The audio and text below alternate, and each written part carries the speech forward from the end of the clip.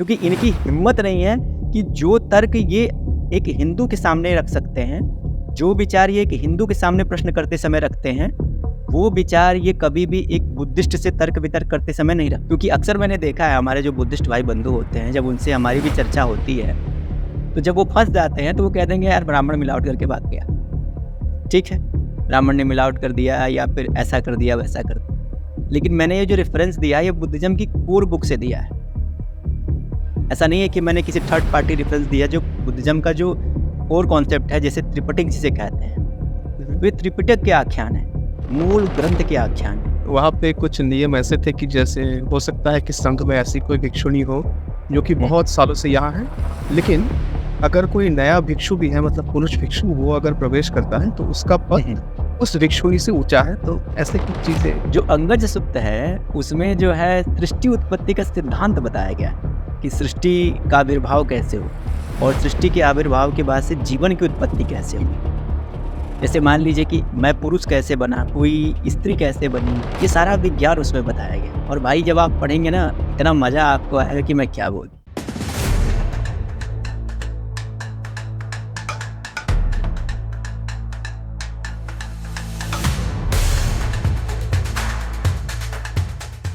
दर्शकों को नमस्ते। हमारे साथ आज सनातन समीक्षा जी जुड़े हैं। कैसे बताइए पहले। बढ़िया।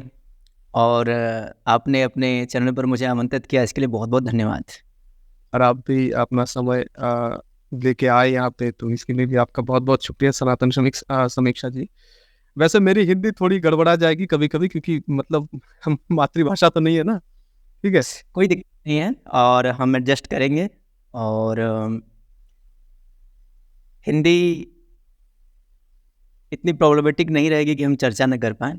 आप ऐसा ना सोचे कि यार मैं कुछ ऐसा बोल जाऊंगा, तो आप बिल्कुल कॉन्फिडेंट के साथ अपनी बात रखें, वो हम समझेंगे आपकी बात। जरूर जरूर। पहले तो आपको पहले ही बताया था कि हम बुद्धिज्म पे आज चर्चा करेंगे जी। मोटा मोटी हर भारतीय को शायद ये पता है, मतलब गलत सही कि बुद्धिज्म है क्या, मतलब उसके क्या नीतियां है। ठीक है, लेकिन आप अगर पहले थोड़ा सा बताना चाहें कि हम जो हिंदू वर्ग के लोग हैं, हाँ, उनसे एक जो बौद्ध होते हैं उनके जीवन में कैसी अलग अलग चीजें होती है जीवन में, कैसी हमसे कैसे अलग है वो जीवन शैली। नहीं, मैं ये तो नहीं कहूँगा कि वो हमसे अलग हैं, बल्कि वो सबसे करीब हैं हमारे। अगर ये कहा जाए कि हम किसी बुद्धिस्ट भाई को ये कहें कि हमारा कोई बुद्धिस्ट भाई हमसे अलग है, तो वो हमसे अलग नहीं है, क्योंकि वही हमारा है। सत्य ये है कि कल्चर से, जमीन से, परंपरा से और संस्कृति से हम एक ही तो हैं। ये जो हिंदुज़म और बुद्धिज़्म का जो डिवीज़न है, ये सिर्फ एक वैचारिक डिवीज़न है, व्यक्ति से व्यक्ति का डिवीज़न नहीं है, आदमी से आदमी का ये अंतर नहीं है। क्योंकि आपने देखा होगा, शायद आप अध्ययन भी करेंगे, तो जब हम बुद्धिस्ट लिटरेचर का अध्ययन करते हैं या फिर हम ऐतिहासिक स्रोतों को जब खंगालने की कोशिश करते हैं, तो हमें ऐसे कई सारे उदाहरण मिलते हैं कि एक ही परिवार में एक भाई भगवान बुद्ध का अनुयायी है, दूसरा भाई वैदिक धर्म या संस्कृति को मानता है। संभव ये भी है कि माता पिता किसी अन्य भारतीय परंपरा और दृष्टिकोण से जुड़े रहे हों। तो ऐसे में ये कहना कि वो कल्चरल हमसे अलग हैं या फिर पूरी तरह से हमसे अलग व्यक्तित्व के लोग हैं, ये गलत होगा। इतना माना जा सकता है कि वैचारिक रूप से ये समस्याएं ज़रूर हैं कि वैचारिक रूप से हम थोड़े से अलग ज़रूर लगते हैं, लेकिन है तो यार एक ही। ओके। किन चीज़ों में लगता है आपको कि हम एक हैं और किन चीज़ों में थोड़ा अलग हैं, मतलब यही था सवाल। बहुत शॉर्ट में समझने की आवश्यकता है कि किन चीज़ों में। देखिए, क्या कहा जाता है कि जो हिंदू संस्कृति है, जिसे आप हिंदू संस्कृति आज बोलते हैं, असल में इस संस्कृति का जो बेस है वो वैदिक धर्म और संस्कृति पर टिका हुआ है। और ये जो वैदिक धर्म जब हम बोलते हैं या वैदिक संस्कृति बोलते हैं, तो इसका तात्पर्य सीधा सीधा होता है कि वह संस्कृति जो वेदों की सत्ता को स्वीकार करती है और वेदों में ईश्वरी सत्ता को स्वीकार करती है। जबकि बुद्धिज्म में आप देखेंगे तो बुद्धिज्म पूरी तरह से वेद और ईश्वरी सत्ता को नकारने की बात करता है। हाँ, कुछ लोग ये कहते हैं कि भगवान बुद्ध के सामने 10 प्रश्न थे जो अनुत्तरित थे। जैसे कि कुछ लोग ये कह देंगे कि भगवान से आत्मा के विषय में पूछा गया, भगवान ने आत्मा का उत्तर नहीं दिया। उनसे पूछा गया कि ईश्वर होता है या नहीं होता है, तो उन्होंने उसका भी उत्तर नहीं दिया। तो कुछ लोग इस बेस पर, जैसे मुख्य धारा के लोग इस आधार पर ये कहने की कोशिश करते हैं कि नहीं, भगवान बुद्ध नास्तिक तो नहीं थे, और भगवान बुद्ध ईश्वर के विरोधी भी नहीं थे, और भगवान बुद्ध आत्मा के विरोधी भी नहीं थे, क्योंकि उनसे जब इसके बारे में प्रश्न पूछे गए तो उन्होंने इस पर कोई खास प्रतिक्रिया नहीं दी। लेकिन सत्य ये है कि भगवान बुद्ध की जो फिलॉसफी थी या उनका जो दृष्टिकोण था, उनका दृष्टिकोण समझने के लिए हमें बड़े सूक्ष्म चिंतन की तरफ जाने की आवश्यकता है। और वो सूक्ष्म चिंतन ये कहता है कि वो ये चाहते थे कि जो व्यक्ति है वह व्यक्ति कम से कम जो क्लिष्टता है उससे बाहर निकल करके सहजता की तरफ आगे बढ़े। किसी भी व्यक्ति के दिमाग में कोई भी चीज़ परिवर्तन या किसी भी तरह की जो एक संकल्पना जब उभरती है तो वो समसामयिक परिस्थितियों के हिसाब से उभरती है। मुझे लगता है कि जिस समय भगवान बुद्ध रहे होंगे, अब उस समय की कंडीशन या उस समय की जो परिस्थितियां थी, उन्होंने उनको ऐसी सोच दी, वैसा दृष्टिकोण दिया, वैसा चिंतन दिया, और उन्होंने उस समसामयिक परिस्थितियों के अनुसार ही अपने विचारों को प्रेषित करने का प्रयास किया है। तो यहाँ पर सबसे बड़ी बात यह है कि बुद्धिज्म में और वैदिक संस्कृति में सामान्य मूलभूत अंतर यह है कि बुद्धिज्म जो है वो ईश्वरी सत्ता को या किसी स्वयंभू सत्ता को नहीं मानता, जबकि हम यानी कि हम वैदिक लोग हम ईश्वरी सत्ता को मानते हैं। और हम ये मानते हैं कि सिर्फ हम ही नहीं है, हमारे होने का कारण भी है और हमारे होने का निमित्त भी है। हम कोई ऐसे नहीं है कि जादूगरी से आ गए या किसी ने उठा के कहीं से फेंक दिया या फिर हम ऐसे ही कहीं से आ गए। हम ऐसे ही कहीं से नहीं आए हैं। हर व्यक्ति के होने का एक निमित्त होता है। आपका भी निमित्त है, मेरा भी निमित्त है। तो अगर हमारा आपका होना निमित्त है तो ये अनायास निमित्त नहीं होते। बस इतना सा अंतर है। चलिए ठीक है। बुद्धिज्म पे अगर आए तो अगर कोई जानना चाहे सीधी तौर पे कि अगर सनातन धर्म और बौद्ध धर्म इतना करीब है तो बुद्ध जी को क्या आन पड़ी थी कि वो उस सदी में कुछ नए कोई तौर तरीके या फिर उन चीज़ों को नकार के कुछ और वो लाए? इसका कारण क्या लगता है आपको?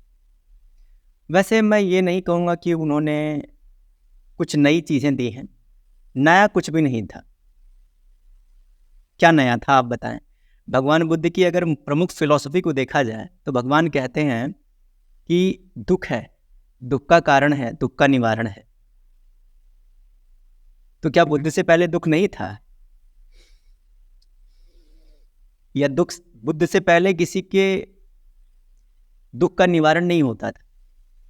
होता होगा निसंदेह। अगर उनसे पहले दुख था तो उस दुख का निवारण भी मौजूद था, क्योंकि अगर बीमारी होगी तो इलाज भी मौजूद होगा। प्रकृति से अगर चलिए आप ईश्वर की सत्ता को नहीं भी मानते हैं, प्रकृति को भी मानते हैं, तो प्रकृति इतनी असहाय तो नहीं है कि वो बुद्ध से पहले किसी को दुख का इलाज ही ना दे। आप खुद सोच के देखिए, मानव सभ्यता का विकास कितना पुराना है, और इतनी बड़ी मानवीय सभ्यता के विकास में आज से मात्र 500 साल पहले, तो नहीं कहूँगा मैं, ये नहीं कहूँगा 500 साल पहले, भाई ये कहना चाहता हूँ कि 2500-2000 साल पहले क्या लोगों को पता चला कि भाई दुख है, दुख का कारण है और दुख का निवारण है? नहीं ना। दुख व्यक्ति के साथ जुड़ा होता है, सुख व्यक्ति के साथ जुड़ा होता है, और जो चीज़ें हमारे साथ जुड़ी हुई हैं, हम ये कह दें कि भैया इसका उपाय हमें पता ही नहीं है, तो ये कहना गलत होगा। हाँ, मैं ये जरूर कहूँगा कि भगवान बुद्ध ने जिसे दुख बताया है, भगवान बुद्ध से पहले भी इसके ऊपर बहुत सारे ऋषियों, विद्वानों, महापुरुषों ने मंथन किया है, और भगवान बुद्ध कोई नई चीज़ नहीं लेकर आए थे। उनसे पहले जो चीज़ें थीं उनका ही उन्होंने जो है स्पष्टीकरण किया है, और कुछ मूलभूत चीज़ें उन्हीं से उधार ली हैं और अपने हिसाब से या अपने शैली में या अपने स्वरूप में उसे प्रदर्शित करने का प्रयास किया है। एक चीज़ समझना बड़ा ज़रूरी है। बहुत सारे लोगों को ये लगता है कि बुद्ध जो हैं वो पूरी तरह से एक नास्तिक फिलॉसफी की बात करते हैं। बुद्ध का दृष्टिकोण प्योर नास्तिक नहीं है। जैसे कि आज उनके फॉलोअर्स जो होते हैं, भगवान बुद्ध के जो फॉलोअर हैं, वो अपने आप को बहुत ही बड़ा एथिस्ट बताने की कोशिश करते हैं, हालांकि होते नहीं हैं, लेकिन बताने और जताने की कोशिश जरूर करते हैं। बुद्ध एथिस्ट नहीं थे। यहाँ पर एथिस्ट से तात्पर्य जो आप लगा लेते हैं वो नहीं थे, क्योंकि जब हम उनको पढ़ते हैं तो एक चीज बड़ी स्पष्ट रूप से नजर आती है और वो है माध्यमिका। बुद्ध का जो चिंतन है, जो दर्शन है, बुद्ध क्या कहते हैं कि वेदों की जो संस्कृति है, वेदों की जो परंपरा है, वो जटिलता की तरफ लेके जाती है। बुद्ध सहजता की बात करते हैं। बुद्ध ये कहते हैं कि जटिलता जो है वो व्यक्ति को लंबे समय तक प्रयास में डुबो के रखती है और रिजल्ट मिलने में बड़ा समय लगता है। कतिपय ये भी हो सकता है कि बहुत सारे लोग ऐसे हैं कि उसी में खप जाएं।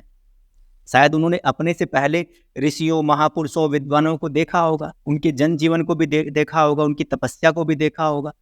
उनको ऐसा लगता होगा यार ये बेकार ही इतना ज़्यादा मेहनत कर रहे हैं, इतने अपने आप को तपा रहे हैं, इतना ज़्यादा तपस्या कर रहे हैं, इतनी ज़्यादा जो है अपनी जो मूलभूत जो सुविधाएं हैं उन सब का वो त्याग कर रहे हैं पूरी तरह से। जबकि बुद्ध कहते हैं ठीक है, आपको इतनी जटिल तपस्या की आवश्यकता नहीं है, हम इससे कम में भी अपने जीवन को बेहतर और सुदृढ़ बना सकते हैं। तो ये सिर्फ सोच की बात है, मेंटालिटी की बात है। जैसे मान लीजिए मैं आपकी बात करूं, कुछ लोग होते हैं शॉर्टकट वाले, लेकिन शॉर्टकट कुछ लोगों के लिए काम करता है, सबके लिए काम नहीं करता। जैसे कि अब मैं अपने लिए कहूँ, मेरे लिए शॉर्टकट काम नहीं करता, आपके लिए शायद कर सकता है। तो वो व्यक्ति टू व्यक्ति वेयर करता है कि कुछ लोगों को शॉर्टकट इतना बढ़िया जचता है कि वो कम समय में ज़्यादा उपलब्धि प्राप्त कर लेते हैं, और कुछ लोग ऐसे हैं जब शॉर्टकट में जाते हैं फंस जाते हैं। तो भगवान बुद्ध ने जो संदेश दिया था वो ये चाहते थे कि लोग जो हैं कुछ ऐसी व्यवस्थापना में चलें, कुछ ऐसे निर्णायक बिंदुओं पर चलें जो व्यक्ति को क्लिष्टता से सहजता की तरफ लेके चले। वो कुछ चीज़ों में उनको लगता था, ऐसा उनको लगता था कि लोग बहुत सारी निरर्थक चीज़ों में लगे हुए हैं। ये तो अपनी अपनी सोच की बात है। जैसे मान लीजिए मैं आपसे ये कह दूं कि यार आपने ये जो सेटअप बना रखा है, ये तो ऐसा नहीं सेटअप चाहिए, इससे कम में भी काम चल सकता है। क्या ज़रूरत है इतना महंगा माइक लेने का, क्या ज़रूरत है इतना महंगा वो हेडफोन लेने का, और क्या ही ज़रूरत है चश्मा लगाने का, हो सकता है बिना चश्मे के ही दिखाई देता हो। बिल्कुल। तो ये सब चीज़ें किसी को लग सकती है कि यार ये तो फालतू का ये जो है खर्च है, या फिर फालतू का ये जो इन्वेस्टमेंट है। लेकिन किसी भी कार्य को करने का एक नियम होता है, एक तरीका होता है। शायद वो नियमन और वो तरीका कुछ लोगों को जचता है और कुछ लोगों को नहीं जचता है। ध्यान दीजिएगा, सहूलियत वही मांगता है जो कठिनाई से दूर जाता है। तो भगवान बुद्ध के धम्म में सहूलियत है, जबकि वैदिक धर्म में सहूलियत का प्रसंग नहीं है। वैदिक धर्म कहता है आपको तपना होगा, आपको तप करना पड़ेगा, आपको परिश्रम करना पड़ेगा, सोना तपेगा तभी सोना बनेगा। तो जो वैदिक संस्कृति है उसकी जटिलता जो है वो व्यक्ति को तपाती है, क्योंकि इतना सहज नहीं है ज्ञान और ज्ञान की गूढ़ता को प्राप्त करना। जबकि भगवान बुद्ध कहते थे कि व्यक्ति की सहजता में ही उसका सबसे बड़ा ज्ञान छुपा हुआ है। हालांकि वो भी जोर दे रहे थे, वो भी तो कह रहे थे कि व्यक्ति को जो तृष्णाएं हैं उनसे दूर होना चाहिए। तृष्णाओं का मतलब है किसी भी तरह का मोह, यहाँ मोह से हर चीज के प्रति मोह, व्यक्तिगत लालसाओं से दूर होना चाहिए। तो बुद्ध ने ये चीजें कहाँ से ली थी? क्योंकि बुद्ध से पहले तो ऑलरेडी इन चीजों पर बात हो रही थी, चर्चा हो रही थी। त्याग के ऊपर, समर्पण के ऊपर, कर्तव्य के ऊपर चर्चा बुद्ध से पहले नहीं होती थी क्या? होती थी। तो कुछ चीजें भगवान बुद्ध ने जो सटीक लगी, जो उन्हें उपयोगी लगी, उन्होंने अपने धम्म में शामिल किया, और कुछ चीजें जो उनको लगती थी जटिल है या फिर इसकी आवश्यकता नहीं है, उन्होंने उसको ठुकराने का प्रयास किया। बस इतना सा तो है। चलिए ठीक है। अपने एक चीज जैसे जैसे भगवान बुद्ध ने कि जो साधारण व्यक्ति, सांसारिक व्यक्ति हैं, उनके लिए कुछ मार्ग दिए, और एक मार्ग उन्होंने दिया कि संघ का, कि हम एक साथ कुछ साधु या ऋषि मुनि, शायद नहीं कहते होंगे, साधु एक साथ रह के हम बाकी चीजों का को त्याग करके बस भिक्षावृत्ति करेंगे। ये मार्ग क्यों ऐसा लगा कि सांसारिक जीवन के बाहर जाके हमें भिक्षुओं की तरह रहना है? ये क्यों लगा उन्हें? पहले आपने एक बात कही कि भगवान बुद्ध ने दो मार्ग दिए हैं, एक सांसारिक लोगों के लिए और एक भिक्षुओं के लिए। हालांकि ये बहुत बड़ा झूठ है, उन्होंने सांसारिक लोगों के लिए कुछ नहीं दिया है। भगवान बुद्ध ने, जैसे गृहस्थों की जो आप बात करते हैं, एक गृहस्थ का जीवन भगवान बुद्ध की सिद्धांतों पर कभी नहीं उतर सकता। बुद्ध कहते हैं कि भैया आपका निर्वाण तभी संभव है जब आप तृष्णाओं से दूर रहें, और एक गृहस्थ तृष्णाओं से परे जा ही नहीं सकता। ये कोर फिलॉसफी, यही सत्य है। भले इसको आप तोड़ मरोड़ के इसमें नमक मिर्च लगा के जैसे प्रस्तुत करना है कर लीजिए, लेकिन एक गृहस्थ होने के नाते आप कभी भी भगवान बुद्ध की उस कोर विचारधारा को, जो उन्होंने भिक्षुओं के लिए संपादित किया, जो भिक्षुओं के लिए उन्होंने जो एक आदर्श प्रतिस्थापना की है, उस पर आप नहीं चल सकते। अब आपको ज्यादा दूर जाने की आवश्यकता नहीं है, आपको सिर्फ एक चीज नोटिस करने की आवश्यकता है। बुद्धिज्म की कोर फिलॉसफी क्या कहती है? निर्वाण। लेकिन निर्वाण का अधिकारी किसे मानती है? जिसने अपनी समस्त तृष्णाओं महत्वाकांक्षाओं का दमन कर दिया हो। आप विचार करिए कि आप इस शरीर के साथ रहते हुए अपनी तृष्णाओं का दमन कर देंगे, अपनी महत्वाकांक्षाओं को मार लेंगे, और उसमें भी अगर आप गृहस्थ हैं, आपके पास जिम्मेदारियां हैं, आपके पास जो है एक उद्देश्य है, महत्वाकांक्षा है, शायद आप ऐसा नहीं कर सकते। और यही कारण रहा कि जब बुद्ध का धम्म गृहस्थों के हाथ में आया तो वो टिक ही नहीं पाया। जब तक वो भिक्षुओं के हाथ में था, बुद्ध का धम्म, बुद्ध का विचार, बुद्ध की आइडियोलॉजी, तब तक वो खूब फूला फला और भिक्षुओं का बड़ा सम्मान होता था। लेकिन जैसे जैसे भगवान बुद्ध का धम्म गृहस्थी में पदार्पण कर रहा है, वैसे वैसे आपको दिखेगा, क्योंकि हम कह दे रहे हैं कि हम उनके अनुयायी हैं। अनुयायी का मतलब क्या होता है? ये होता है कि हम जिसके अनुयायी हैं उसकी विचारधारा, उसकी आइडियोलॉजी, उसके जीवन और चरित्र को अपने खुद के जीवन में उतारने का प्रयास करें। असल में क्या है कि भगवान बुद्ध का जो मूल धम्म था, जिसे हम थेरवाद कहते हैं, इसको आज आप लोग हीनयान के नाम से जानते हैं, तो उसमें मूल रूप से भिक्षुओं के लिए ही नियम और संदेश और जो उसकी व्यवस्थापना रही है। उसके बाद से जब महायान संप्रदाय आया, जिसे हम सहजयान के नाम से जानते हैं, नाम भी सहजयान इसीलिए पड़ गया कि भैया सबके लिए सहज है, इसमें कोई भी आ सकता है। भिक्षु के लिए भी मस्त है और गृहस्थों के लिए भी बढ़िया है, और जो मतलब सबके लिए है। लेकिन आपको ये जान के बड़ी आश्चर्य होगा कि महायान संप्रदाय के संस्थापक या प्रतिष्ठापक भगवान बुद्ध नहीं थे। हीनयान मत के संस्थापक भगवान बुद्ध नहीं थे, वो सिर्फ विचारक थे। और भगवान बुद्ध के विचारों को आत्मसात करके जो उनके अनुयायी थे, जो उनके लोग थे, उन्होंने अलग अलग यानों की प्रतिस्थापना की, निर्माण किया, उसको बनाया, और फिर उसके हिसाब से अपने विचारों को बांटा। और एक मजेदार बात और बताता हूँ, बौद्ध धर्म के 3 प्रमुख यान हैं, हीनयान है, महायान है और वज्रयान है। और इन तीनों ही यानों के जो संस्थापक मान लीजिए, या इसके प्रतिस्थापना के जो आधार बिंदु मान लीजिए, वो सभी के सभी उनके अनुयायी थे, और वो उनके ब्राह्मण अनुयायी थे। आज के बुद्धिस्ट जिन ब्राह्मणों का बड़ा विरोध करते रहते हैं, उन्होंने ही भगवान बुद्ध के धम्म को जो है अलग अलग मतों में परिभाषित किया, अलग अलग विचारधाराओं में एक्सप्लेन किया, और उन्होंने ही बुद्ध के विचारों को देश दुनिया में फैलाया। ये विरोध करने वाले लोग बुद्ध के लिए कुछ नहीं किए हैं। ये कह दें कि ये विरोध करने वाले लोगों ने भगवान बुद्ध के धम्म के लिए कुछ भी किया हो, नहीं किया है। एक नाम आपको बुद्धिस्ट लिटरेचर में नहीं मिलेगा। हाँ, अनुयायी जरूर बन गए होंगे कि चलो मैं भगवान बुद्ध की शरण में चला जाता हूँ, मैं भगवान बुद्ध का अनुयायी बन जाता हूँ, मैं उनको मानने वाला बन जाता हूँ, ये जरूर हुआ होगा। लेकिन भगवान बुद्ध के सिद्धांतों, उनकी मूल्यों को सही दिशा में सही तरीके से प्रचारित करने वाला, उनके लिए संघर्ष करने वाला, उनके लिए चर्चा पर चर्चा करने वाला, यही ब्राह्मण वर्ग था, जिस ब्राह्मण वर्ग को आज सबसे ज्यादा टारगेट किया जाता है। जी। आपको ये मैंने लिखा था जब आपके साथ बात हुई थी कि बुद्धिज्म का जो क्षेत्र है वहाँ पे सबसे ज्यादा ब्राह्मण क्यों है। अब मैंने ये तथ्य कहाँ से पाया, क्विंड्रा डेंस्ट की एक किताब थी, ठीक है, still no trace of an Aryan invasion, ऐसी एक किताब थी, ठीक है। वहाँ पे उन्होंने पहले कुछ अध्यायों में दे दिया था कि बुद्धिज्म के जो तब संघ थे या फिर जो मठ थे, ठीक है, वहाँ पे 80% ब्राह्मण थे।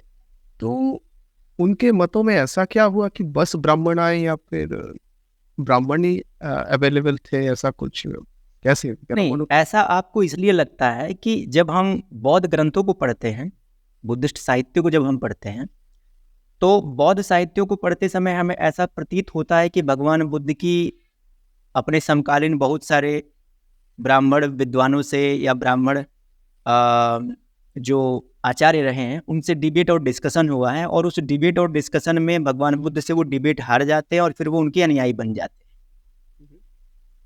मैंने इस विषय पर जब मैं बौद्ध ग्रंथों का जब मैं अध्ययन कर रहा था, तो मुझे इसमें कुछ चीज़ें ऐसी लगती हैं जो अतिशयोक्तिपूर्ण हैं। अतिशयोक्तिपूर्ण ये है कि एक तरफ तो बुद्धिज्म ये कहता है कि भगवान बुद्ध जो थे वो चमत्कार में विश्वास नहीं करते थे, वो दैवी सत्ता में विश्वास नहीं करते थे, वो जो है किसी भी तरह के आडंबर में विश्वास नहीं करते थे। लेकिन एक बड़ा अच्छा प्रसंग आता है, एक सुत्त है कश्यप जाटिल सुत्त। कश्यप जाटिल में जो कश्यप थे वो एक वैदिक ऋषि थे, वैदिक लोग थे, वो यज्ञ हवन करते थे। तो जब भगवान बुद्ध कश्यपों के पास जाते हैं तो वो उनके पास जो है ठहरने के लिए बोलते हैं, माने ठहरने के लिए विश्राम आश्रय मांगते हैं, विश्राम के लिए जगह मांगते हैं। कश्यप उनको जगह दे भी देते हैं, जो जाटिल थे। जाटिल का तात्पर्य ही इसी चीज से लिया जाता है कि उनका संबंध जो है वैदिक परंपरा से। उसके बाद से जाटिलों को ये पता चलता है कि यही बुद्ध है, यही शास्त्रा है, तो उनके ये दिमाग में ये रहता है, मतलब उसमें दिखाया गया है कि उनके दिमाग में ये था कि वो बुद्ध के बुद्धत्व पर संदेह कर रहे थे। जो जाटिल थे, बुद्ध के बुद्धत्व पर जब उनको संदेह हो गया तो बुद्ध अपना बुद्धत्व दिखाने के लिए वहां पर चमत्कार करते हैं। कुछ ऐसे ऐसे चमत्कार करते हैं जैसे अदृश्य हो जाना और अपने आप एक जगह से दूसरी जगह चले जाना, ठीक है, तो एक क्षण में समुद्र के किनारे होना और दूसरे क्षण में ही उनकी नाव पे चढ़ जाना। इस तरह के कई सारे अद्भुत चमत्कार करते हैं जो कि बुद्धिज्म की कोर फिलॉसफी से बिल्कुल मैच नहीं करती। अब या तो आप ये कहो कि बुद्धिज्म में चमत्कार भी है, जरूरत पड़ने पर चमत्कार भी दिखा देते हैं, वैसे कहते हैं कि भैया मैं मीठा नहीं खाता, लेकिन जब जरूरत पड़ती तो खा भी लेते हैं। तो या तो आपको ऐसा मानना पड़ेगा या फिर आपको ये कहना पड़ेगा कि नहीं, हमारी कोई एक कोर मेजर फिलॉसफी है और हम उस फिलॉसफी से बाहर नहीं जाते। क्योंकि अक्सर मैंने देखा है हमारे जो बुद्धिस्ट भाई बंधु होते हैं, जब उनसे हमारी भी चर्चा होती है तो जब वो फंस जाते हैं तो वो कह देंगे यार ब्राह्मण मिलावट करके भाग गया, ठीक है, ब्राह्मण ने मिलावट कर दिया या फिर ऐसा कर दिया वैसा कर दिया। लेकिन मैंने ये जो रेफरेंस दिया ये बुद्धिज्म की कोर बुक से दिया है, ऐसा नहीं है कि मैंने किसी थर्ड पार्टी रेफरेंस दिया। जो बुद्धिज्म का जो कोर कॉन्सेप्ट है, जैसे त्रिपिटक जिसे कहते हैं, वे त्रिपिटक के आख्यान है, मूल ग्रंथ के आख्यान है। और जब आप इनके मूल ग्रंथों को पढ़ेंगे ऐसे बहुत सारे प्रसंग आपको मिलेंगे जिसमें बुद्ध ऐसा कुछ करते हुए दिख रहा है। और डिबेट भी जो होती है, मैंने ब्राह्मणों से और बुद्ध के बीच के कई सारे डिबेट पढ़े हैं जो बौद्ध ग्रंथों में लिखा हुआ है। भाई मुझे कतई भरोसा नहीं होता कि बुद्ध कोई ऐसा बहुत महत्वपूर्ण डिबेट कर रहे थे जिससे कोई व्यक्ति अपना सिद्धांत ही बदल ले। ये सिर्फ ग्रंथों की बात है, धरातली सच नहीं है। हाँ, इसमें धरातली सच इतना ही है, मैं आपको बता देता हूं। किसी भी नए मत को, नए ज्ञान को, ये पुरानी बात नहीं है, मैं नए एग्जाम्पल से आपको समझाता हूं और ये सच है। समाज में जब भी कोई परिवर्तन आता है, कोई भी परिवर्तन, चाहे वो परिवर्तन सकारात्मक हो चाहे नकारात्मक हो, उसमें एक विशेष वर्ग की सहभागिता सबसे प्रबल देखी जाती है। ये आप इतिहास के किसी पन्ने पर उठा के देखिएगा, भारतीय इतिहास के किसी पन्ने पर उठा के आप देखिएगा, आपको ये 100% मिलेगा। हमारे यहाँ अगर देवगुरु बृहस्पति थे तो हमारे गुरु यहाँ दैत्य गुरु शुक्राचार्य भी थे और दोनों ही ब्राह्मण थे। तो ये कहना कि नहीं सारे लोग बुद्ध के ही अनुयायी हो गए थे, सारे ब्राह्मण बुद्ध के ही अनुयायी हो गए थे, और सारे ही ब्राह्मण बुद्ध से डिबेटें हार जाते थे। ऐसा सिर्फ बौद्ध ग्रंथों में मिलता है। बौद्ध ग्रंथों के अलावा इसका कोई और रेफरेंस आपको नहीं मिलेगा। भाई ये कौन सी डिबेट हो रही थी जो खाली बौद्धों के ग्रंथों में हो रही थी? बौद्धों ग्रंथों के अलावा तो इस डिबेट का कोई आधार होना चाहिए, लेकिन इसका कोई प्रमुख आधार बिंदु नहीं मिलता है। बुद्धिस्ट टेक्स्ट के अलावा आपको बुद्ध से किए गए डिबेट, चर्चा, परिचर्चा का कोई अन्य उदाहरण या चित्र नहीं मिलेगा। तो ये जो आपने बात बोली है ना, या जिसने भी ये बात बोली है कि बुद्ध के सारे अनुयायी ब्राह्मण हुआ करते थे, देखिए क्या है, मैं ये इस बात से इनकार नहीं करूँगा कि हुआ करते थे। कतिपय लोग जो है भगवान बुद्ध के जो है विचारधारा का उन्होंने जो है प्रचार प्रसार किया। मैंने आपसे ही बोला कि बुद्ध के जो प्रमुख संप्रदाय हैं बुद्धिज्म के, जैसे महायान, हीनयान, वज्रयान, इनके प्रणेता तो ब्राह्मण ही थे। तो स्वाभाविक सी बात है बुद्ध को मानते होंगे, बुद्ध के दर्शन, चिंतन, विचारधारा को मानते होंगे, इसमें कोई संशय नहीं है। लेकिन बुद्ध की विचारधारा का अनुगमन करने का एक सबसे बड़ा कारण ये रहा है कि बुद्ध का धम्म जो था वो राजधम्म था। राजधम्म समझते हैं? लोक धम्म कम है, लोक धम्म कम है, राजधम्म ज्यादा है। बुद्ध भगवान वैसे ऑलरेडी एक क्षत्रिय कुल के थे, और जिस समय उनका प्रभाव बढ़ा तो ऐसा बौद्ध ग्रंथों में ही प्रतीत होता है कि कतिपय क्षत्रिय राजाओं को उनके मत का, उनके विचार का संरक्षण प्राप्त हुआ। और यकीन मानिए जिस दिशा में राजा होता है उस दिशा में प्रजा स्वाभाविक होती है। तो ये भी एक बड़ा फैक्टर है कि उस समय बुद्ध भगवान का जो वर्चस्व था, या भगवान बुद्ध की जो विचारधारा का जो वर्चस्व था, उसमें ज्ञान का चाहे जो भी स्तर रहा हो, बड़ा विशाल रहा हो, बड़ा मध्यम रहा हो, जो भी रहा हो, लेकिन उसमें ये एक बहुत बड़ा फैक्टर था कि बुद्ध के धम्म को राजाओं का आश्रय प्राश्रय मिला। और ये भी एक बहुत बड़ा कारण था कि बुद्ध के धम्म में जो है बड़े बड़े राजा जुड़ते थे, तो बड़े नामी नामी लोग भी जुड़ जाते थे। अब उसका उद्देश्य चाहे जो हो। अब रही ज्ञान विज्ञान की बात, तो वो अलग चर्चा है। बुद्धिज्म में कितना ज्ञान है नहीं है वो तो एक अलग विषय है, वो अलग डिबेट है। लेकिन कोई बुद्ध के धम्म को अपनाया क्यों, कोई बुद्धिस्ट बना क्यों, और बौद्ध ग्रंथों में जो डिबेट और चर्चा हुई है उसका स्तर क्या है, अगर आप वो देखेंगे तो आपको कभी, मेरी बात पर विश्वास मत करिएगा, आप खुद बौद्ध ग्रंथों को उठाइए और पढ़िए, और पढ़ के आप विचार करिए कि क्या कोई व्यक्ति सिर्फ इतनी छोटी छोटी बातों के लिए मतांतरित हो सकता है, जितनी बातें उसमें की गई है। ऐसी बातें लिखी है यार, जैसे भी मैंने कश्यप जाटिल की बात की मैंने आपसे, भाई कोई व्यक्ति सिर्फ इसलिए मतांतरित होगा कि भगवान बुद्ध जो है अब वो चमत्कार दिखा सकते हैं। भाई अगर मैं होता तो मैं तो सीधे सीधे पूछता कि शास्त्रा आप तो कहते हैं कि भैया चमत्कार जैसी कोई चीज नहीं होती, फिर आप ये चमत्कार भी कर रहे हैं, ये क्या है भाई? तो ये चीज मुझे बहुत परेशान करती है। और मैं जब बुद्धिस्ट साहित्य को जब पढ़ता हूँ तो मुझे लगता है यार ये लिखने वाले ने लिखा है, होने में तो ये सच्चाई नहीं हो सकती।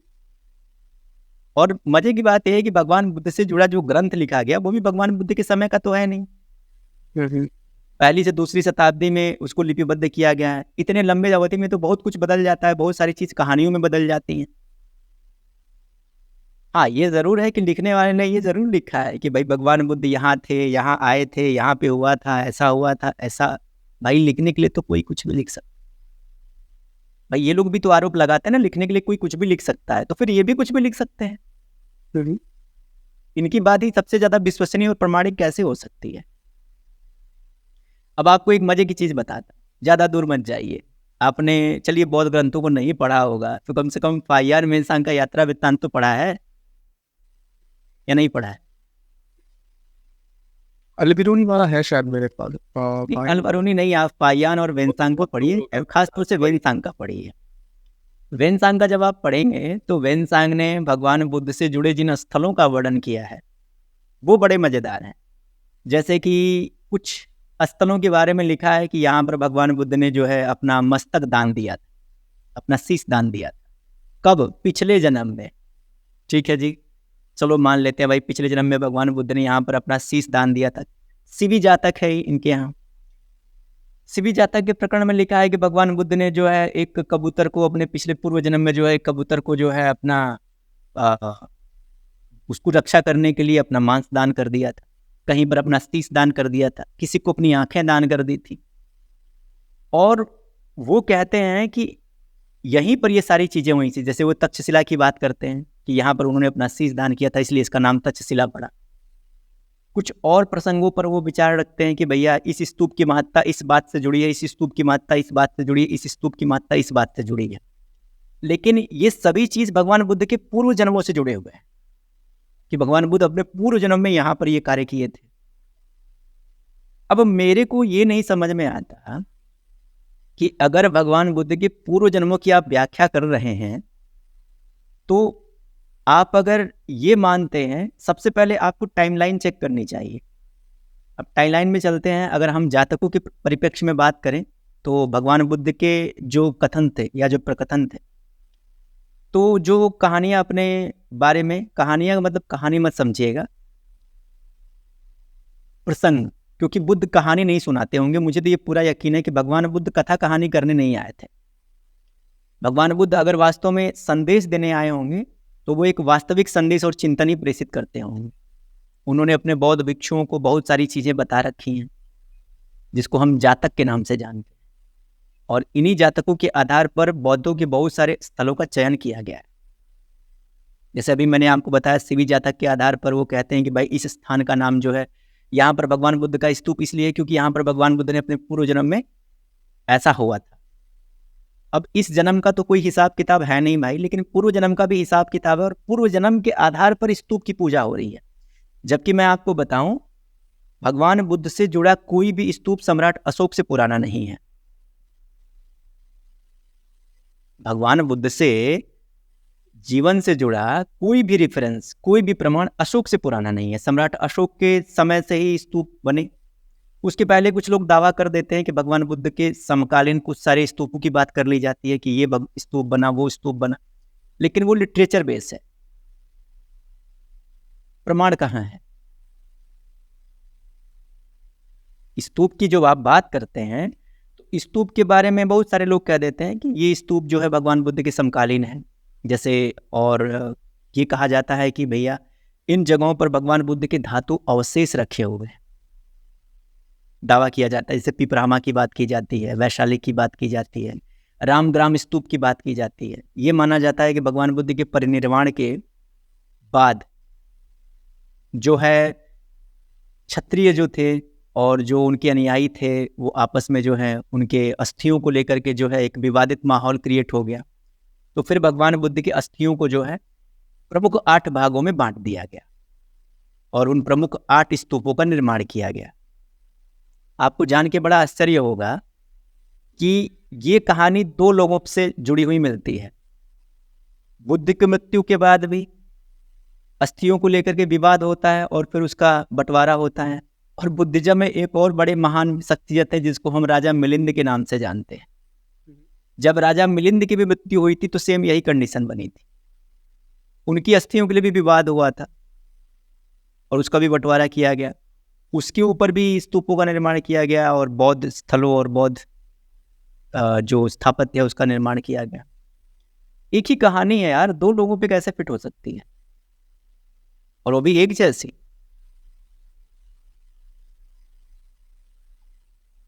आपने बहुत सारी चीजों पे सोच विचार करने के लिए, भविष्य के लिए मुझे बाध्य कर दिया कि हाँ, इन पे चर्चा होनी चाहिए और बातें होनी चाहिए। और नहीं, इस पर बात भी होनी चाहिए, इस पर प्रश्न भी होने चाहिए। देखिए क्या होता है कि जब भी आप इन विषयों पर किसी से पूछेंगे ना, तो वो आपको ऐसे लेता है कि जैसे ये आदमी सिर्फ विरोध कर रहा है। अगर आप ये सवाल पूछते हैं तो व्यक्ति कह सकता है यार ये सिर्फ विरोध कर रहे हैं, या ये सिर्फ विरोध के लिए ऐसा पूछ रहे हैं। देखिए विरोध अलग विषय है। अगर आप एक तार्किक व्यक्ति बनने का शौक रखते हैं, क्योंकि इनकी हिम्मत नहीं है कि जो तर्क ये एक हिंदू के सामने रख सकते हैं, जो विचार ये एक हिंदू के सामने प्रश्न करते समय रखते हैं, वो विचार ये कभी भी एक बुद्धिस्ट से तर्क वितर्क करते समय नहीं रखते, या एक दूसरे किसी व्यक्ति से तर्क वितर्क करते समय नहीं रखते। इनका सारा विज्ञान, इनकी सारी साइंस, इनकी सारी रैशनैलिटी सिर्फ हिंदुओं पर डिबेट करते समय आती है। बाकी इनकी सारी ज्ञान विज्ञान की जो बातें हैं वो गायब हो जाती हैं। तो आप खुद विचार करिए कि रैशनैलिटी का ऐसा दोगलापन क्यों है। भाई रैशनल हो तो हर चीज को रैशनैलिटी के दृष्टिकोण से देखो ना। तुम वेदों में ऊपर दुनिया भर की बात कर लेते हो, तुम पुराणों में दुनिया भर की कमियां निकाल लेते हो। मतलब वेदों पर समीक्षा वो कर रहा है जिसे वेद का मंत्र भी ढंग से पढ़ने नहीं आता।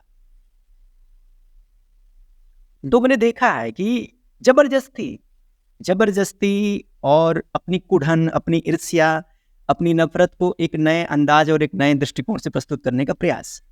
रैशनल होना बहुत अच्छी बात है, लेकिन दोगला रैशनल होना बहुत बुरी बात है। व्यक्ति को दोगला नहीं होना चाहिए।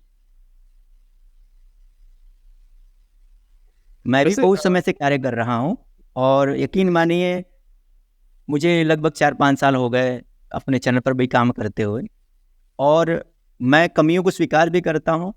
और अगर मुझे लगता है कि किसी चीज़ पर प्रश्न पूछना चाहिए तो मैं उस पर खुल के बात भी करता हूँ। लेकिन मैंने देखा है कि पता नहीं लोगों के अंदर की कौन सी रैशनैलिटी है, वो सिर्फ हिंदुओं पर सवाल करते समय जाग जाती है। अगर जो चीज़ें हिंदुओं में क्रिटिसाइज करने के लिए हैं, अगर सेम वही चीज़ें अगर आप बुद्धिज्म के पैरेलल बात करोगे तो वो कहेंगे हम तो हिंदू घर में ही पैदा हुए हैं, तो हम हिंदुओं पर ही तो सवाल करेंगे। क्यों भाई? आपने इस जनवरी को ही हुई थी सीडीसी का एक डिबेट हुआ था, साई दीपक भी थे वहाँ पे, वो देखा था आपने? Calcutta debating circle. नहीं, मैंने ऐसा कुछ नहीं देखा। नहीं, वहाँ मैं पे तो क्या हुआ था, वहाँ पे क्या हुआ था, ये चर्चा हुई थी कि मोशन ये था कि Hinduism needs protection from Hindutva, ठीक है, ऐसा कुछ था। उसके विरोध में कुछ बोले, कुछ लोग उसके पक्ष में बोले। तो वही पे कि जो विरोध में बोल रहे थे कि नहीं नहीं, हिंदुत्व का जो प्रोटेक्शन है वो हिंदुइज्म को नहीं चाहिए। वैसे ये दो शब्द तो बस क्या कह कि डिक्शनरी की इधर और उधर, ये हिंदी शब्द, ये संस्कृत शब्द है, ये अंग्रेजी शब्द है, हम कंटेक्स्ट में ये इस्तेमाल करते हैं, ठीक है। तो जो इस मोशन के पक्ष मतलब विपक्ष में बोल रहे थे कि नहीं नहीं चाहिए, तो वो कह रहे थे कि नहीं, ये हिंदुइज्म नहीं है, हिंदुइज्म तो सबको लेके बैठा है। बस साई दीपक ने एक बात कही थी कि मेरे विपक्ष में जो बैठे हैं, तो उन्हें क्या सिर्फ इतना ही लगता है कि सारे जो वो संस्कार है वो मतलब हिंदुओं में बस बदलने चाहिए? मतलब वैसे तो बहुत लोग हैं जो अपने खुद को बदलेंगे नहीं अड़े हुए हैं। तब वो चुप हो गए। नहीं, देखिए क्या है ना कि मैं आपको एक चीज़ बताऊं कि समय ऐसा है मेरे भाई कि जो बदलेगा नहीं वो मिट जाएगा। और मुझे नहीं पता कि आप सिर्फ कहने के लिए हिंदू हो या विचार से भी हिंदू हो या संस्कृति और परंपरा से भी हिंदू हो, मुझे इसका आइडिया नहीं, क्योंकि मैं तो आपसे पहली बार मिल रहा हूँ और मैं जब आपके चैनल पे आया तो मैंने आपके बारे में कोई ब्रीफिंग ली भी नहीं है, तो मुझे इसका आइडिया नहीं है। लेकिन मैं ये कहता हूँ कि व्यक्ति को जो होना चाहिए खुले मन से होना चाहिए, दोगला नहीं होना चाहिए। एथिस्ट हो, बिल्कुल एथिस्ट रहो। हिंदू हो तो डंके की चोट पर हिंदू रहो। जो हो वो तुम्हारी वास्तविक पहचान बननी चाहिए। जैसे हम लोग सोशल मीडिया पर हैं, देखिए क्या है कि हम लोगों को लोग सुनते हैं, आपको भी लोग सुनते हैं, तो हमें ऐसा चरित्र बिल्कुल नहीं निर्माण करना चाहिए कि आने वाली पीढ़ियां कहें कि ये तो दोगला था, रोज विचार बदल लेता था। ऐसा नहीं होना चाहिए। अपना स्टैंडर्ड क्लियर रखिए, अपने विचार क्लियर रखिए, अपनी बातों को प्रामाणिक तरीके से डंके की चोट पर रहना करना सीखिए। और अगर आपके अंदर ये हुनर है तो दुनिया की कोई ताकत आपको गिरा नहीं सकती। बाकी दोगले लोग हर जगह गिरते हैं, हर जगह पीट की खाते हैं। और अक्सर ये प्रॉब्लम होता है कि मैंने देखा है कि आज का जो सोशल मीडिया का जो क्रिटिसिज्म है ना, ये क्रिटिसिज्म से कहीं ज़्यादा अपनी जो स्वैच्छिक घृणा है, नफरत है, उसको जस्टिफाई करने का बस प्रयास किया जा रहा है। अगर हमने किसी के विचार पर कुछ सवाल उठाए तो उसके जवाब देने की जगह पर लोग प्रत्युत्तर में क्या देते हैं? गालियां। या फिर प्रत्युत्तर में हो सकता है कि नफरत दें आप। हालांकि मैं इससे अछूता नहीं हूं, क्योंकि जब हम एक डिबेटर हैं तो हमारे पास हर तरह के लोग आते हैं, और जब हर तरह के लोग आते हैं तो चर्चा परिचर्चा में एक इंसान होने के नाते वाणी और संवाद किसी का भी कभी भी विचलित हो सकता है। लेकिन जो प्रमुख विषय है, और प्रमुख विषय यही है कि हमारे जितने भी लोग हैं उन लोगों को ये बात समझनी चाहिए कि जिन सिद्धांतों पर आप किसी का खंडन कर रहे हैं, उन्हीं सिद्धांतों पर एक बार खुद का भी मूल्यांकन और फिर जिसका आप समर्थन कर रहे हैं उसका भी मूल्यांकन होना चाहिए। एक चीज जैसे कि हम चर्चा कर रहे थे बुद्धिज्म पे, तो भगवान बुद्ध ने अपने संघ में महिलाओं को लाने के लिए, जैसे आपको मैंने मैसेज में भी बताया था कि अ, ऐसी क्या बात थी कि उन्होंने कहा था कि नहीं, अगर महिलाएं आ जाएंगी तो संघ की जो आयु है वो भविष्य में आधी हो जाएगी। तो कौन से चीजों को उन्होंने मद्देनजर रखा था? देखिए अगर आप बौद्ध ग्रंथों को जब आप पढ़ते हैं तो इसमें उन्होंने ये चीज़ें नहीं बता रखी हैं कि मैं इन चीज़ों के कारण चाहता हूँ कि महिलाएं संघ में न आएं। वो सीधी सी बात थी कि भगवान बुद्ध के जहाँ तक विचार होंगे, उनको जो भी लगता हो कि महिलाएं इस वजह से हमारे संघ में नहीं आ सकती या आ सकती। हाँ, आजकल कुछ लोग उस चीज़ को जस्टिफाई करते हैं अपने अपने तरीके से। जैसे कुछ लोग कह देंगे कि भगवान बुद्ध महिलाओं को संघ में इसलिए नहीं लेना चाहते थे कि महिलाओं की चुनौती अलग है, पुरुषों की चुनौतियाँ अलग है। कुछ लोग ये भी तर्क देते हैं कि पुरुषों में और महिलाओं की बॉडी स्ट्रक्चर में भी काफ़ी अंतर है। तो ये तर्क लोगों के बनाए हुए हैं। भगवान बुद्ध के इस सोच को या इस विचार को एक आवरण पहनाने के लिए कि भाई कोई इसको बुरा ना मान ले, लेकिन सच्चाई यही थी कि भगवान बुद्ध ने स्पष्ट रूप से स्त्रियों को मना किया है। और जब आनंद इस बात की जिक्र कर रहे थे, जैसे हुआ यूँ कि उनकी जो माता जो थी, भगवान बुद्ध की जो माता थी, तो जब भगवान बुद्ध का जन्म हुआ तो उनके जन्म के 7 दिवस बाद उनकी माता का देहांत हो गया। तो भगवान बुद्ध का जो लालन पालन था वो उनकी मौसी प्रजापति गौतमी ने किया। और जब भगवान बुद्ध जब सिद्धार्थ जब बुद्ध हो गए और जब प्रजापति गौतमी अपने उम्र के अंतिम पायदान पर थी, तो उनका ये निर्णय था कि इतने लोग मेरे पुत्र के, मेरे बच्चे के शिष्य बन रहे हैं, अनुयायी बन रहे हैं, तो क्यों न मैं भी अपने पुत्र के ही संघ में शामिल हो जाऊं। तो उन्होंने एक इच्छा व्यक्त की कि मुझे भी संघ में शामिल कर लिया जाए। अपने साथ उनके साथ कुछ और उनकी सेविकाएं और स्त्रियां रही होंगी, लेकिन भगवान बुद्ध ने उन्हें स्पष्टतः मना कर दिया। जब वो मना कर दिया तो वो थोड़ा सा द्रवित हो गई, दुखी हो गई और फिर वो रोने लगी। और जब वो रोने लगी तो इसमें यह होता है कि वो बड़ी उदास हो जाती हैं, बहुत हर स्तर से उदास हो जाती हैं। तो ऐसी परिस्थिति में उनके पास उनके जो एक और मतलब पुत्र ही हैं, जो भगवान बुद्ध के भाई भी हैं और उनका नाम आनंद है। तो आनंद गए और आनंद ने उनसे पूछा कि ऐसा क्या कारण है कि आप इतना रो रही हैं या फिर इतना आपको समस्या है। तो ये सारी बातें बताती हैं। तो फिर वो भगवान बुद्ध के पास जाते हैं और भगवान बुद्ध से इसका निवेदन करते हैं कि वो माता ही तो हैं। फिर भगवान बुद्ध जो है आनंद के बहुत अनुनय विनय पर जो है इस बात को स्वीकार करते हैं कि ठीक है, लेकिन एक शर्त वो रखते हैं। शर्त ये रखते हैं, कहते हैं भगवान बुद्ध की आनंद, यदि तथागत प्रवेदित धर्म विनय में नारियां प्रवज्जा न पाती तो यह ब्रह्मचर्य यानी जो धर्म विनय है मेरा, ये चिरस्थायी होता, यह हजारों वर्ष भी ठहर सकता। क्योंकि आनंद अब इस धर्म विनय में स्त्रियां प्रवज्जित होने लगेंगी, अतः आनंद ये धर्म विनय चिरस्थायी नहीं रहेगा, केवल 500 वर्षों तक यह धर्म स्थिर रह सकेगा।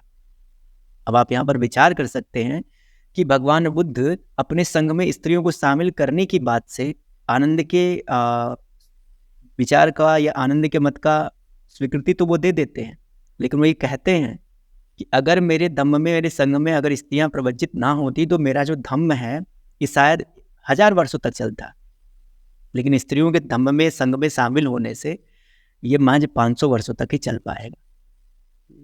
और उसके बाद भी वो स्त्रियों को धम्म में शामिल करते समय वो कुछ जरूरी नियम और शर्तें भी लगाते हैं, यानी कि शर्तों के आधार पर उनको शामिल किया गया। तो आप जरा बताइए इसमें अब क्या लीपापोती करनी है? नहीं, वो वहाँ पे कुछ नियम ऐसे थे कि जैसे हो सकता है कि संघ में ऐसी कोई भिक्षुणी हो जो कि बहुत सालों से यहाँ है, लेकिन अगर कोई नया भिक्षु भी है, मतलब पुरुष भिक्षु, वो अगर प्रवेश करता है तो उसका पद उस भिक्षुणी से ऊंचा है। तो ऐसे कुछ चीजें, हाँ बिल्कुल बिल्कुल बिल्कुल, इस नियम बनाए गए थे क्योंकि उसमें यह भी था कि इसमें कुछ नियम ऐसे थे, कुछ तो ठीक है। मान लीजिए कहीं भी कोई व्यक्ति अगर किसी को अपने संघ में या अपने घर में प्रवेश देता है तो निसंदेह कुछ शर्तों के आधार पर देता है, ये इतना बुरा भी नहीं है। लेकिन कुछ शर्तें बहुत ही अनसुलझी हैं और उन शर्तों पर बिल्कुल भी एक नैतिक रूप से विचार करेंगे तो थोड़ा सा अटपटा लग सकता है। जैसे उसमें सबसे अटपटा ये रहा कि ये चीज़ थी कि 100 वर्ष की जो भिक्षुणी है वो अपने से छोटे भिक्षु को हाथ बांध करके अभिवादन करेगी। ठीक है, आप खुद विचार करिए कि क्या ये सही है? यही लोग जो हैं ये लोग कहते हैं कि हिंदुओं में ब्राह्मण का बच्चा अगर 10 साल का भी है तो हिंदुओं में 10 साल के ब्राह्मण के बच्चे को भी हिंदुओं को प्रणाम करना पड़ता है, नमन करना पड़ता है। बताइए, ब्राह्मण का बच्चा पढ़ा लिखा हो या ना पढ़ा लिखा हो लेकिन फिर भी उसको प्रणाम करना पड़ता है। यानी पढ़े लिखे लोग भी ब्राह्मण के 10 साल के बच्चों को जो है प्रणाम करते हैं। इसका ये लोग हमारे जो लोग हैं ये बड़ा जो है इसका वो उठाते हैं बखेड़ा। अरे बाप रे, कितनी गलत बात है, बताइए कितनी अपमानजनक बात है। लेकिन वही लोग इस पर बात नहीं करेंगे कि एक जो रिसेंट भिक्षु है, 100 वर्ष की अगर कोई भिक्षुणी है तो वो अपने से कम उम्र के भिक्षु के सामने क्यों ही खड़ी हो, क्यों अभिवादन करे? क्योंकि स्त्री है इसलिए अभिवादन करेगी। जबकि होना ये चाहिए कि 100 वर्ष की अगर कोई भिक्षुणी होगी ना तो सबकी माँ के समान हो जाएंगी। और माँ किसी का अभिवादन नहीं करती, माँ का अभिवादन होता है। लेकिन आप विचार करिए ये क्या क्या बीज बो रहे थे।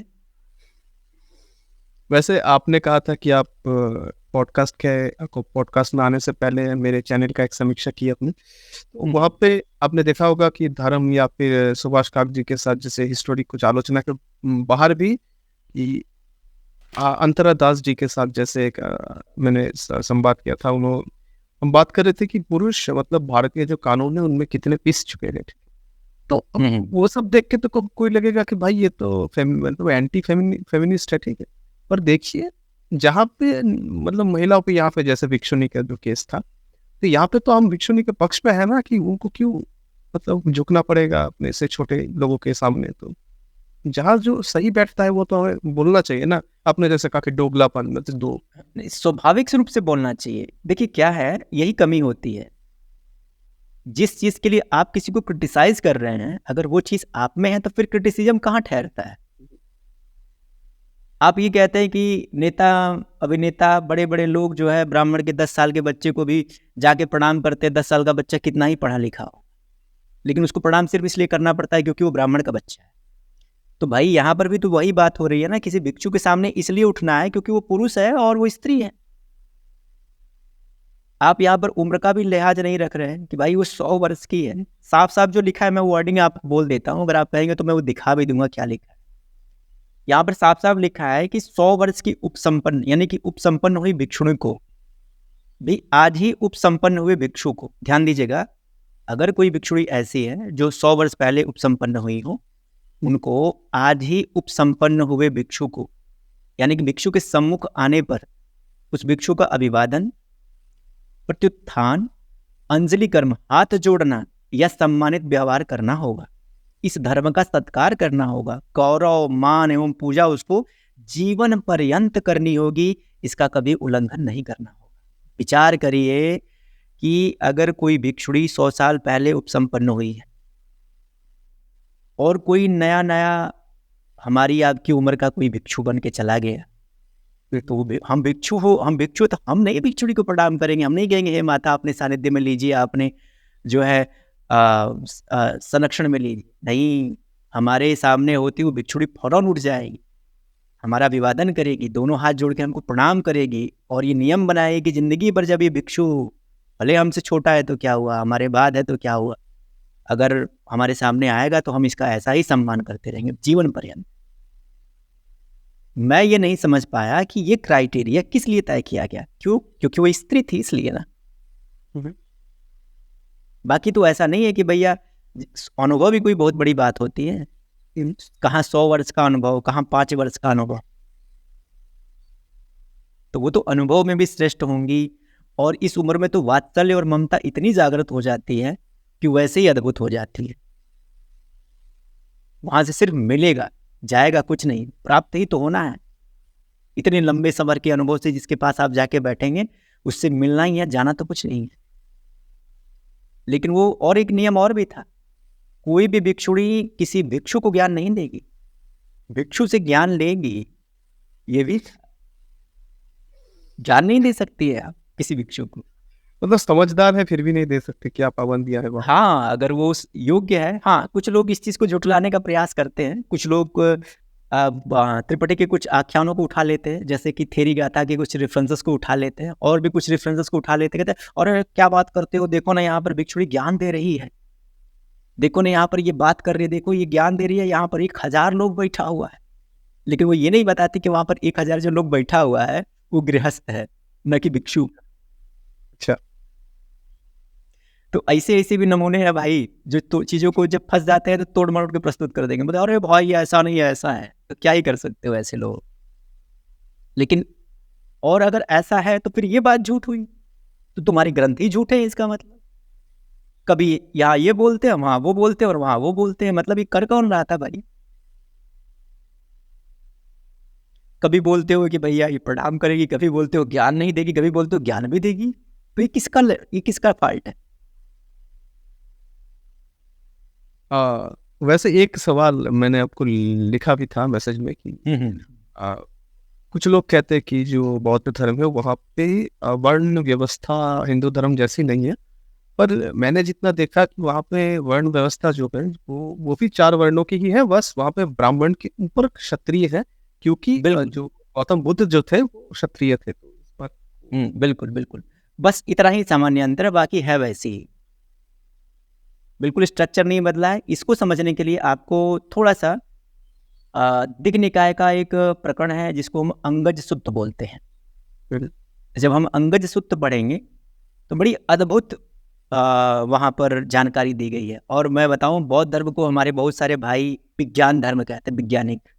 जो अंगज सुत्त है उसमें जो है सृष्टि उत्पत्ति का सिद्धांत बताया गया है कि सृष्टि का आविर्भाव कैसे हो, और सृष्टि के आविर्भाव के बाद से जीवन की उत्पत्ति कैसे हुई। जैसे मान लीजिए कि मैं पुरुष कैसे बना, कोई स्त्री कैसे बनी, ये सारा विज्ञान उसमें बताया गया। और भाई जब आप पढ़ेंगे ना, इतना मजा आपको आएगा कि मैं क्या बोलूं। वैसे आपको अपने जीवन में एक बार अंगज सुत्त जरूर पढ़ना चाहिए। एक उदाहरण उसी अंगज सुत्त, हाँ उसी अंगज सुत्त में जो है थोड़ा सा और आगे बढ़ने पर जो है उसमें चारों वर्णों के विधान की बात लिखी हुई है कि चारों वर्ण अस्तित्व में कैसे आए। उसी में इस बात का वर्णन किया गया है कि सत्व थे, फिर जिन सत्वों ने जो है समाज में रक्षा का दायित्व लिया वो क्षत्रिय हुए, जिन सत्वों ने समाज में शिक्षा का दायित्व लिया वो ब्राह्मण हुए, जिन्होंने व्यापार और संरक्षण का दायित्व लिया, तो जो व्यापार और संरक्षण का जो दायित्व लिया वहां वो दायित्व नहीं है। वहां पर यह है कि जिन लोगों ने मैथुन धर्म का अत्यधिक सेवन किया वो तीसरे नंबर वाले बन गए वर्ण व्यवस्था में, और जिनके आचरण बड़े क्षुद्र किस्म के थे और चौथे वर्ण वाले बन गए। आप उसको पढ़ सकते हैं, ये कहीं सुनी बात नहीं है, ये फैक्ट है। तो 2 वर्णों को तो फिर भी वहां पर बड़ा उच्च स्थान दिया गया है, लेकिन 2 के बाद जो तीसरा और चौथा है भैया बिल्कुल इज्जत नहीं दी गई है वहां पर। एक चीज मुझे याद आ रही है कि जो जातक जो समग्र है वो मुझे मेरे खुद के भाषा में है मेरे पास एक, ठीक है। तो मैं कुछ पढ़ रहा था, अब कुछ पढ़ने के बाद मुझे बार बार दिख रहा था कि जो क्या कहते हैं कि बोधिसत्व है वो बस ब्राह्मण और क्षत्रिय कुल में ही पैदा हो रहे हैं। तो मैंने उसके बाद देखा तो लगा हाँ कि वो कभी नारी के या फिर शूद्र के, शायद वैश्य के भी नहीं थी, इन कुलों में नहीं, वो तो साफ स्पष्ट लिखा हुआ है कि बुद्ध और बोधिसत्व सिर्फ ब्राह्मण और क्षत्रिय के यहाँ जन्म लेता है। वो भी कब? जब लोक में ब्राह्मणों की प्रसिद्धि होती है तो ब्राह्मण के यहाँ पैदा हो जाता है, और जब लोक में क्षत्रिय की प्रसिद्धि होती है तो क्षत्रिय घर पैदा हो जाता है। यहाँ पर प्रसिद्धि का मतलब यह है कि बौद्ध धर्म ये मानता है कि लोक प्रसिद्ध जो वर्ण है, यानी कि वर्चस्वशाली जो वर्ण है, वो सिर्फ ब्राह्मण और क्षत्रियों के होते हैं। स्पष्ट लिखा हुआ है कि बुद्ध और बोधिसत्व हीन कुलों में जन्म नहीं लेते, श्रेष्ठ कुलों में जन्म लेते हैं, जैसे ब्राह्मण और क्षत्रिय। स्पष्ट लिखा हुआ कि ब्राह्मण और क्षत्रिय के घर में जन्म लेते हैं, वैश्य और शूद्र के कुल में जन्म नहीं लेते हैं। और अगर कोई इस बात को काउंटर करना चाहता है कि नहीं लेते हैं, तो मुझे बता दो 28 के 28 बुद्धों में 28 में से 28 में कौन सा बुद्ध वैश्य और शूद्र कुल का था, बता दो। एक भी बुद्ध वैश्य और शूद्र कुल के नहीं थे। 28 के 28 जो बुद्ध हुए हैं उन सबका वर्ण, उन सबका गोत्र, और उन सब का जो है जीवन चरित्र ऑलरेडी बौद्ध ग्रंथों में लिखा हुआ है। 6 पूर्ववर्ती बुद्धों के बारे में तो भगवान खुद कह रहे हैं। जो भगवान बुद्ध है वो अपने से पहले के 6 बुद्ध के बारे में तो ऑलरेडी बता रहे हैं कि ये बुद्ध ब्राह्मण वर्ण के थे, ये बुद्ध जो है क्षत्रिय वर्ण के थे, खुद बोल रहे हैं। तो बताइए, इनके यहाँ वर्ण भी है और वर्ण से बड़ा गोत्र भी है। गोत्र भी मानते हैं, वर्ण भी मानते हैं, लेकिन बड़ी मजाक की बात है, आश्चर्य की बात है, जाति नहीं मानते भाई, बिल्कुल जातिवाद नहीं करते। और सुनिए, बुद्धिज्म में जातिवाद नहीं है। भगवान बुद्ध ने अपने समय में जातिवाद का नाश कर दिया। लेकिन बड़े मजे की बात मैं आपको बताता हूँ, जब भगवान बुद्ध का परिनिर्वाण हो गया तो लोग भगवान बुद्ध की अस्थियां क्या बता के मांग रहे थे? कह रहे थे कि बुद्ध भी क्षत्रिय हैं, मैं भी क्षत्रिय हूँ, बुद्ध भी क्षत्रिय थे, मैं भी क्षत्रिय हूँ, इसलिए इस अस्थि में मेरा भाग होना चाहिए, मेरा हक होना चाहिए।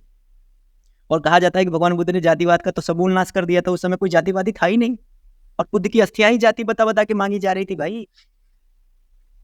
वर्ण बता बता के मांगा जा रहा था कि भाई मैं क्षत्रिय कुल का हूं तो मुझे इस पर मेरे को ये मिलना चाहिए। और बताओ, वैश्य और शूद्रों को तो मौका भी नहीं मिला कि वो जाके कहते भैया हमको भी मिलता है। कहा कि भैया उनसे कोई संबंध ही नहीं था उनका। भाई इनके बौद्ध ग्रंथों में लिखा हुआ है, ये बता देना कि हाँ किसी वैश्य और शूद्र कुल को भी अस्थियां दी गई थी भगवान बुद्ध की। अब क्षत्रिय और ब्राह्मण बांट ले गए और कहते हैं जातिवाद नहीं था हमारे यहाँ। हमारे यहाँ कोई जो है असमानता वाली बात ही नहीं थी। अगर आखिरी पड़ाव हम इस बारे में चर्चा कर पाए कि आपको क्या लगता है कि जो बौद्ध जो धर्म है वो गौतम बुद्ध के हाथ से मतलब ये इसमें जो क्या कहते हैं उसे इरोजन जो हुआ, ठीक है, वो जिस हाल में अभी तक पहुंच गया है, इसमें किन चीजों की भूमिका है सबसे ज्यादा? जैसे मैं ये प्रश्न थोड़ा सा और स्पष्ट करें तो मैं बताऊं।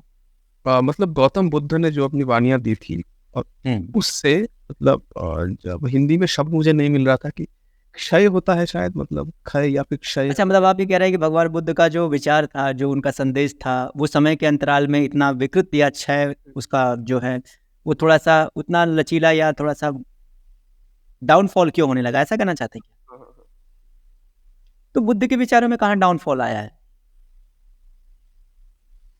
मतलब उन्होंने जैसे कहा था आपने कि वो तो बस अपनी बातें भिक्षुओं के लिए कह रहे थे, तो अब सांसारिक लोग भी उसमें आ गए, या फिर वज्रयान उसमें तंत्र लाए। वो उनके संप्रदायों, हाँ उनके संप्रदायों के विभाजन के अंतर्गत ये हुआ है। जैसे मान लीजिए कि अब बड़ी आश्चर्य है यार, मैं भी ये भी सोच के हैरान हो जाता हूँ कि जिस बुद्ध और जिस बुद्धिज्म के बारे में आप ये कहते हैं कि बुद्धिज्म में जो है ईश्वर नहीं है, बुद्धिज्म में जो है आत्मा नहीं है, बुद्धिज्म में जो है कोई लौकिक शक्ति अलौकिक शक्ति का कोई विधान प्रावधान नहीं है, लेकिन उसी बुद्धिज्म में वो सब कुछ है जो कहा जाता था कि बुद्धिज्म में ये नहीं है। जैसे महायान संप्रदाय में भगवान बुद्ध को ईश्वर ही माना जाता है, इसीलिए कई सारे बोधिसत्वों की संकल्पना है। और तब भगवान बुद्ध एक सामान्य मानव नहीं रहते, असामान्य मानव बन जाते हैं, असामान्य बन जाते हैं, ईश्वर के बराबर हो जाते हैं। और अगर जब तंत्रयान में आएंगे, यानी कि महायान को छोड़ के वज्रयान में आएंगे, तब तो भगवान बुद्ध सब कुछ है, किसी ईश्वर से कम नहीं है, सब कुछ उन्हीं की कृपा से है, सब कुछ उन्हीं का है।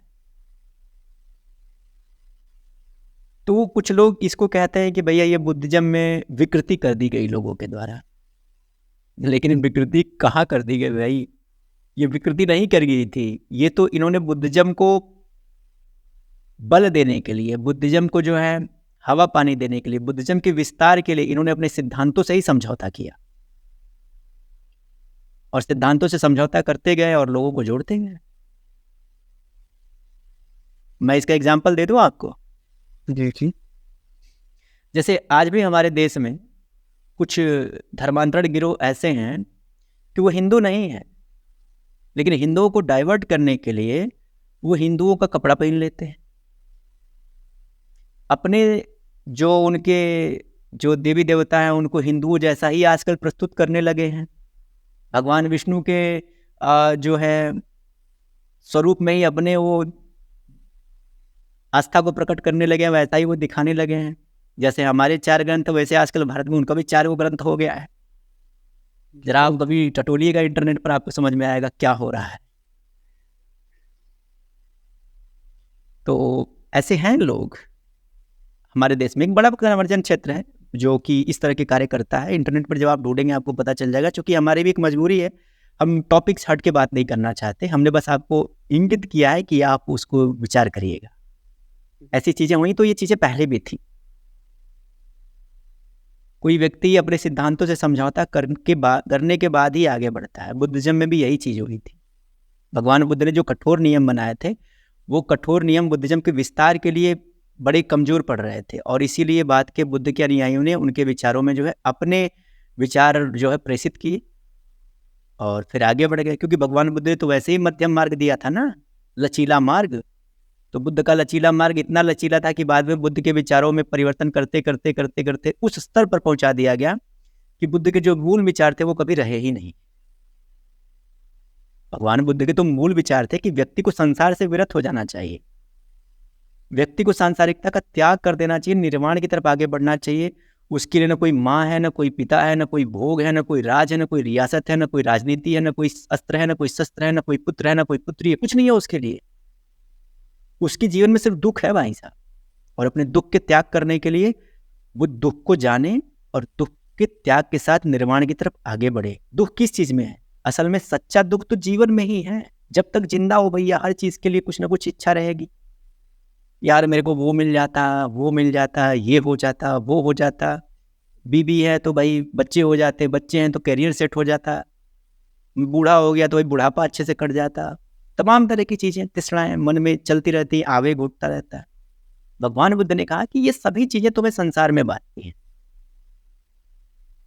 इन सब का क्षय होने पर ही तुम्हारा निर्वाण संभव है। तो भगवान बुद्ध ने तो अपनी पूरी जिंदगी यही किया। राजा के बेटे थे ना, रियासत छोड़ दी उन्होंने, वस्त्र आभूषण, बीबी बच्चा, राज रियासत परिवार सब छोड़ दिया उन्होंने। क्या ये लोग छोड़ पाते हैं? क्या इन्होंने त्याग दिया?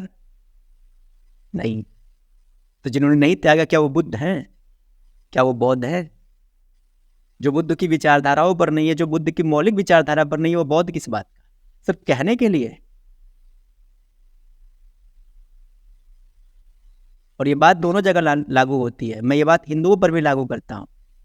कुछ लोग सिर्फ शकल से हिंदू हैं, विचार से हिंदू नहीं है। कुछ लोग सिर्फ कहने के हिंदू हैं, लेकिन कृत्य से हिंदू नहीं है। ये बात मैं सिर्फ बौद्धों के लिए नहीं कह रहा हूँ, ये हम लोगों पर भी लागू होती है। हमारे यहाँ भी ऐसे ही लोग हैं, बहुत सारे लोग इसी तरह का हैं। सिर्फ बनने का कार्य करते हैं, होते बिल्कुल नहीं है। तो वैसा उनके यहाँ भी था, और यही कारण था कि भगवान बुद्ध के विचारों में जो उनके मूल विचार थे उसमें बहुत ज़्यादा अंतर आता गया। समय के साथ साथ बहुत सारे अंतर आते गए। लेकिन किसी भी विचार में परिवर्तन तभी होता है जब आप परिवर्तन की जगह छोड़ देते हैं। नाव में पानी तभी न घुसेगा भैया जब कांटी मारते समय एक छेद छोड़ दोगे। तो छेद था उसमें, लोग उसी ने उसको अपना माध्यम बना लिया। छेद छोटा था, बड़ा करते चले गए। जिसको नहीं घुसना था वो भी घुस गया। तो इस चीज से परे होना पड़ेगा। जी, आपके साथ बात करके सच में बहुत अच्छा लगा। बहुत सारी चीजें अलग से जानने को मिली। सनातन समीक्षा जी, आप बहुत बहुत शुक्रिया एक बार फिर, आपने इतना समय दिया अपना। जी बिल्कुल। और थोड़ा सा मैं यहाँ पर, चूँकि हमारा आपका ये पहला परिचय है, और इस परिचय में मुझे लगता है कि शायद आपने कोई ठोस क्वेश्चन नहीं बना रखे थे, और ठोस क्वेश्चंस रखिए हमेशा। और बुद्धिज्म में देखिए क्या है कि जब भी बुद्धिज्म की फिलॉसफी पर चर्चा करनी हो तो हमें कुछ एक मूलभूत सब्जेक्ट तय कर लेने चाहिए। जैसे कि हमें बुद्धिज्म में स्त्री शिक्षा, या फिर बुद्धिज्म में बहुत सारी बातें ऐसी हैं जो स्पेशल विषय है, स्पेशलाइज्ड टॉपिक है कि इस पर बात की जाए तो बहुत अच्छे से बात हो सकती है। कई सारे प्रश्न और प्रसंग जब कई बार आएंगे तो उन पर भी बात हो। जैसे ये हम लोगों ने एक सामान्य चर्चा की है, जो आपके मन में एक स्वाभाविक विचार थे, आपने पूछा और मुझे लगा कि हाँ इसका उत्तर देना चाहिए, तो मैंने उसमें बहुत सारी चीज़ों को जोड़ते हुए अपनी बात को रखा है, ताकि आपका ये पॉडकास्ट भी संपन्न हो जाए अच्छे से, और आपको भी कुछ चीज़ें जो है आपके इस चैनल के माध्यम से मुझे बताने का मौका मिल जाए, आपके दर्शकों को भी और हमारे लोगों को भी। लेकिन मैं इतना ज़रूर कहूँगा आपके दर्शकों को भी और आपको भी कि आपने मुझे यहाँ बुलाया, इसके लिए आपका बहुत बहुत धन्यवाद। और आपके सभी दर्शकों को भाई मेरा प्रणाम, जितने भी आपके दर्शक हैं, क्योंकि दर्शक हम सबके भगवान हैं, वही हम लोगों को स्थापित करते हैं। मुझे भी वही स्थापित कर रहे हैं, आपको भी वही स्थापित कर रहे हैं, तो उनके होने से हम हैं। तो पहला सम्मान उनको। जब मैं आया तो ये कार्य नहीं कर पाया, लेकिन जाते जाते मैं आपके सभी दर्शकों को प्रणाम करना चाहूँगा, नमन करना चाहूँगा, और मैं चाहूँगा कि उनका आशीर्वाद ऐसे ही आपके ऊपर बना रहे, हम जैसे कंटेंट क्रिएटर्स के ऊपर बना रहे। हाँ, हमारी किसी बात से अगर कोई विरोधाभास है, वो सब शब्दों में अपनी बात रख सकते हैं, मुझसे ऐतराज़ भी रख सकते हैं, मुझे कह भी सकते हैं। अगर मुझ में कोई कमी होगी तो मैं निसंदेह सुधार करूँगा। लेकिन मैं इतना ज़रूर चाहता हूँ कि हमारे और आपके निर्माता वही हैं, तो उनको हम प्रणाम करेंगे। और आपने मुझे बुलाया, इसके लिए भाई आप भी प्रणाम के पात्र हो। बहुत बहुत धन्यवाद मुझे बुलाने के लिए।